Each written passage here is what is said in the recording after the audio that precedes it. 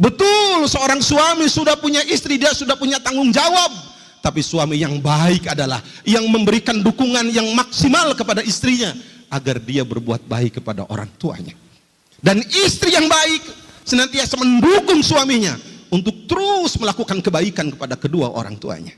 Tidak pernah ada perbedaan dalam Islam, baik itu orang tua ataupun mertua, sama hukumnya.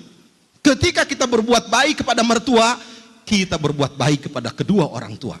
Begitu kita maksiat berbuat dosa kepada mertua kita, sama seperti kita berbuat durhaka kepada orang tua kita. Mahkul barakah, akan dicabut keberkahan kalau orang tua kita pernah meneteskan air mata karena tingkah laku kita. Betul, kita sudah punya istri, jangan pernah istri menghalangi kita berbuat baik kepada kedua orang tua. Seorang ulama mengatakan, jika orang tua seseorang meninggal dunia, setengah berkah hidupnya dicabut Allah. Setengah berkah hidupnya dicabut Allah. Kenapa setengah berkah hidup dicabut Allah?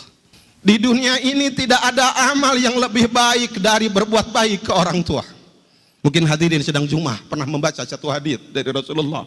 Bagaimana seorang sahabat dari Yaman datang ke Madinah berjalan kaki, dia akan ikut berjihad bersama Rasulullah, berperang bersama Rasulullah. Rasulullah mengatakan, kamu punya dua orang tua, punya, pulang kamu, pulang, berbuat baiklah kepada kedua orang tua kamu. Jihad, berperang, mati syahid, itu di bawah kita berbuat baik kepada kedua orang tua kita. Kita punya harta, kadang-kadang orang tua kita lemah dalam ekonomi. Kita bisa anak kita sekolahkan tinggi-tinggi, tapi orang tua kita kekurangan. Anak yang soleh adalah anak yang senantiasa memperhatikan orang tua. Lebihkan perhatian kita kepada orang tua kita. Berikan perhatian maksimal kita kepada orang tua kita. Hidup kita akan berkah di dunia ini. Makanya kita harus sedih kalau ada anak SMA, anak SMP yang melawan orang tuanya. Negara bangsa kita tidak akan pernah berkah kalau ada anak yang durhaka kepada orang tuanya. Saya pernah ceramah di salah satu SMA.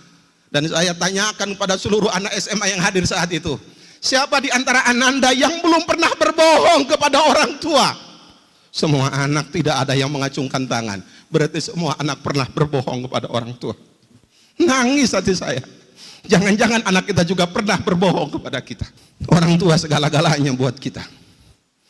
Kenapa berkah seseorang dicabut? Setengahnya kata seorang ulama, ketika orang tuanya meninggal dunia, tidak ada orang yang tiap hari mendoakan anak dengan ikhlas. Tidak ada orang yang tiap hari mendoakan anak dengan ikhlas. Tidak ada orang yang tiap hari mendoakan anak dengan ikhlas selain orang tua. Tidak ada orang yang simpati kepada anak tiap hari selain orang tua. Tidak ada orang yang simpati kepada anak selain orang tua. Anak sakit, orang tua tambah sakit. Anak sedih, orang tua tambah sedih. Anak sukses, orang tua kadang-kadang tidak bisa menikmati kesuksesan anak. Dia hantarkan anak sampai sukses kuliah. Kemudian orang tua pun berpikir, bagaimana anak saya cari kerja. Begitu anak kerja, anak lupa sama orang tuanya, ingin segera menikah. Dan dengan bangga dan bahagia, orang tua mengantarkan anaknya menikah. Ketika anak punya cucu, punya anak, orang tua bahagia lagi dengan cucu yang dilahirkan dari anaknya. Luar biasa. Wajar kalau ada orang mengatakan tak akan pernah kita bisa untuk membalas orang tua kita. Dan Rasulullah mengatakan itu. Nggak pernah kita akan bisa membalas kedua jasa orang tua kita. Hidup kita ingin berkah, jangan pernah kita lupa berbuat baik kepada orang tua. Hidup kita ingin bahagia, jangan pernah di bangsa dan negara ini ada anak yang durhaka kepada orang tuanya.